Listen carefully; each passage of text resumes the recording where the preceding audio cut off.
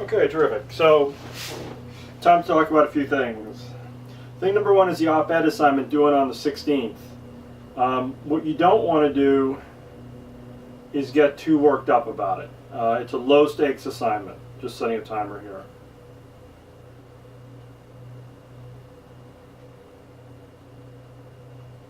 I don't give students in the live class a lot of guidance on this one. It's your political science juniors and seniors. You should know what an op-ed is at this point. Should have read a few of them. I've had students who've actually written a few of them who've been in the class, who've already gotten published. It's a short assignment, it's 3 pages, it's getting a check plus type grade. So it's not especially heavy duty, the evaluation to go through. You're not going to get back copious notes on it the way you do with the main assignments. The junior writing program has certain demands they put on departments to have certain numbers of certain page counts met in each class each semester, and that's what this is about. There's for one person there's too much. There's not enough hours in a day to closely edit all of the writing, so I concentrate my effort on the main project. I think even if I had extra time, I'd go back and do more work on the main project. That's where the real center of gravity of the course is, so that's where the time should be spent. These other assignments, the op-ed, the political speech, they're just ancillary. So read the signal I'm sending, which is you don't have to kill yourself on this one. Do a good job, try hard, you can learn something in the process of doing it, but it's not really what's driving the boat here. You can use the first person, you can be a little bit more informal, you can use contractions, you can write more like a human being basically on this assignment, and that's fine, that's how op-eds are. Dig up a copy of the New York Times, dig up a copy of the Wall Street Journal, read some op-eds. You likely have something you have an opinion on that you would like to write about. In terms of citations, you'll notice that op-eds are not typically laced with them. If you are citing to something that's like a solid number, right, like a result that 45% of the people want to see Trump impeached, or the mean increase in temperature around the globe since the beginning of the Industrial Revolution has been 2.7 degrees or something, right?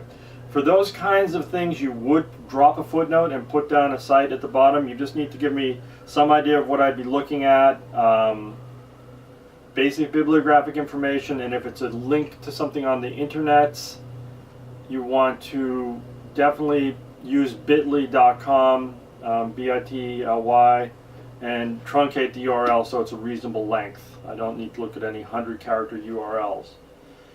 In any event, 3 pages double space isn't a lot of space. You'll probably find yourself truncating your argument quite a bit, so be mindful of that. And typically you'll just make one argument, get in, get out, and that's enough for 3 pages after you introduce the issue you're concerned with.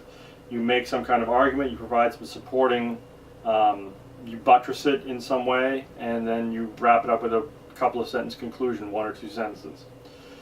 Again, don't make a life's work out of this assignment. It's not where the money's at in this class. In terms of grades, I haven't talked a lot about grades. I'm a pretty easy grader, to be honest.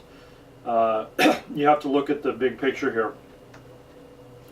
The most important thing from my perspective is that you're improving your writing, and doing that to me means you're paying close attention to the edits.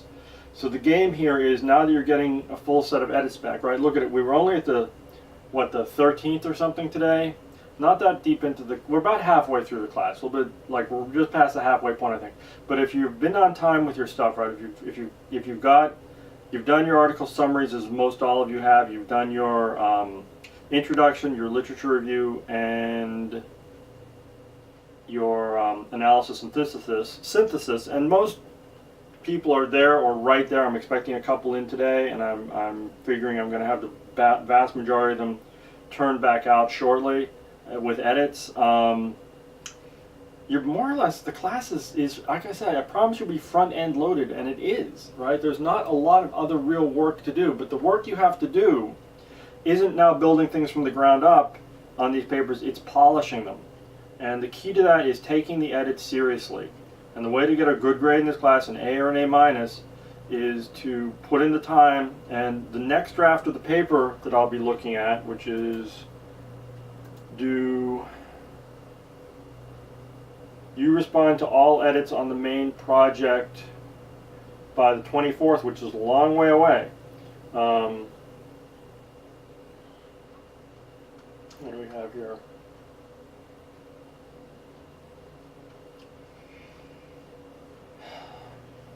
When I get those on the 24th, and I could see kicking that date back to the 22nd or 23rd, because the way the schedule is set up, it's pretty forgiving actually. Oh, you respond to edits on the 21st. That's what it is. You respond, okay, that's what I meant. Okay. You have to be responding to all the edits on the main project by the 21st, and even that date could slip back to like the 19th. It would be a benefit, I think. What you want to do is find someone, a good friend, a parent, a sibling, a coworker, a spouse, a neighbor, someone who you think is wicked smart, right? And finish your edits and then give them 2 copies, right? Email them my edits and your revisions. And have them check and make sure, line by line, ask them as a big favor, you know, make them a cake or something after, be nice, but ask them to make sure that they think, and this is a smart person, by the way, somebody whose intelligence you really respect. So think of 2 things: the smartest person you know who will do you a favor, and use that favor here, and have them respond to you and tell you if they think that you are doing a good job of following the edits. And what I should be getting back on the 21st, although I've allowed a week about in there, 20th or 21st, I may move that date up, I'm thinking.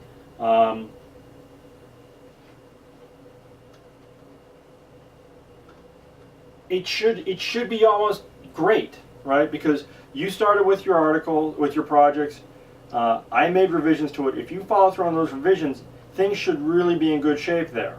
Now there's going to be some other fixes that can be made, and we'll do more structural stuff in the second round. A lot of the first round is cleanup, but it should be a completely trouble-free document to read at that stage, and it should be something I can really then start to make substantive comments on. Now, what's the point of a class, right? If you just pick a topic, you write a paper, and I just rewrite it for you, yeah, it'll get an A, but it's not your work.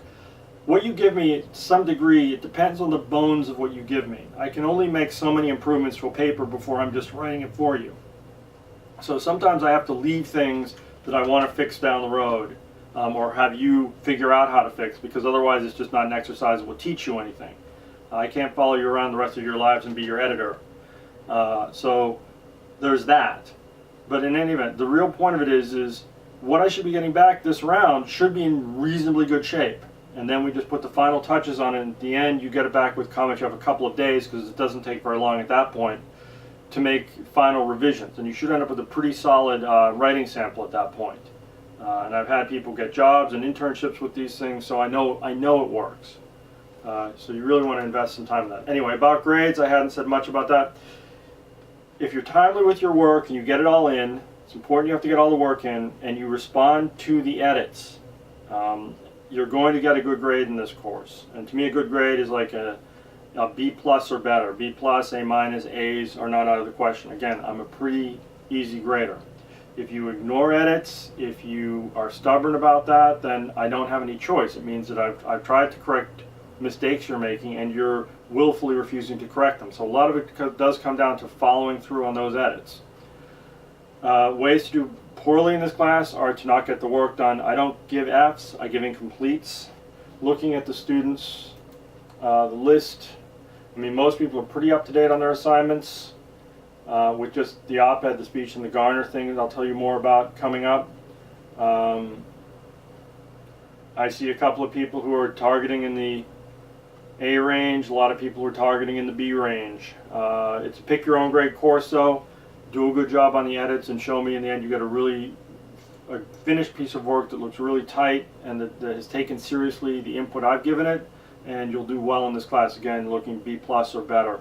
I can correspond with people individually more about this stuff, and I can send out some projected grades, I guess, once I have the full last part of this assignment, the analysis and synthesis. Sound like a cartoon character there sometimes, not an easy word, but that's where we're at. Alright, I'll give you some more videos shortly.